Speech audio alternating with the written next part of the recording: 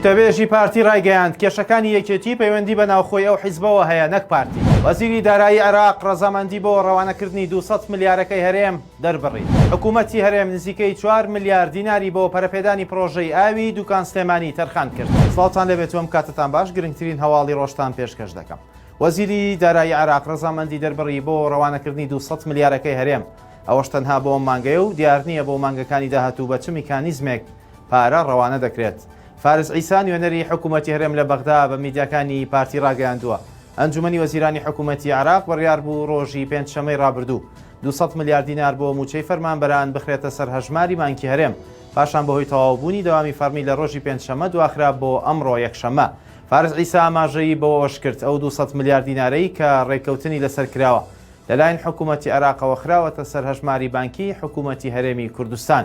لەلایەکی ترەوە وەزارەتی دارایی حکوومەتی هەرێم گەیشتنی 200 ملیارەکەی بۆ سەر هەژماری بانکی حکوومەتی هەرێم پشتڕاست کردەوە.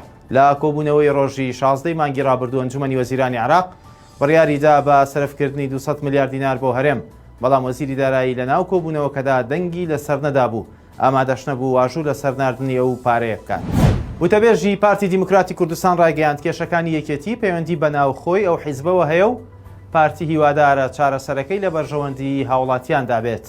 لە ڕاگەیەندراوێکدا مەحموود محەممەد وتەبێژی پارتی دیموکراتی کوردستان باسی لەوە کرد ئەوان وەک پارتی هیوادارن چارەسەری کێشە ناوخۆیەکان یەکێتی لە بەرژەوەندی هاوڵاتیان و سەقامگیری هەرێمی کوردستان و بە تایبەت دەڤەری سلێمانی بێت. وتەبێژی پارتی هیواشی خواستووە چارەسەری کێشەکان نیگەرانی و دڵڕاوکەی جەماوەر و خەڵک بڕەوێنێتەوە. لە چەند ڕۆژی ڕابردوودا بافڵ تاالبانی هاوسەرۆکی یەکێتی نیشتیمانی کوردستان بەرپرسی دەستگای زانیاری و دژە تیرۆری حیزبەکەی گۆڕی. ئەوەش کاردانەوەی لاهور شێخ جەنگی لێکەوتەوە، بەو هۆیشەوە کێشە لە ناوخۆی ئەو حیزبە دروست بووە.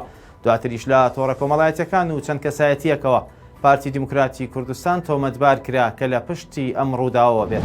حکوومەتی هەرێم نزیکەی 4 ملیارد دیناری بۆ پەرەپێدانی پرۆژەی ئاوی دوکان سلێمانی تەرخان کرد. بە پێی نووسراوێک کە وەزارەتی شارەوانی گەشت و گوزار ئاراستەی بەڕێوەبەرایەتی گشتی ئاو و ئاوەڕۆی کردووە، سەرۆکی حکوومەتی هەرێمی کوردستان بەڕی 3 ملیار و 850 ملیۆن دیناری بۆ جێبەجێکردنی پرۆژەی پەرەپێدانی ئاوی دوکانی کۆن سلێمانی تەرخان کردووە. هەر بە پێی نووسراوەکە پارەکە بە شێوەی نەختینە و لەسەر بودجەی وەبەرهێنان بە قۆناغ خەرج دەکرێت. بەو مەرجەی مانگانە تەنیا بەڕی 200 تا 250 ملیۆن دینار لەو پارەیە بۆ پرۆژەکە خەرج بکرێت. ئەوەش لە کاتێکدایە مانگی شوباتی ئەم ساڵ وەزارەتی دارایی ڕەزامەندیدا بە خەرجکردنی زیاتر لە 4 ملیارد دینار بۆ چارەسەرکردنی کێشەی ئاوی دوکان سلێمانی.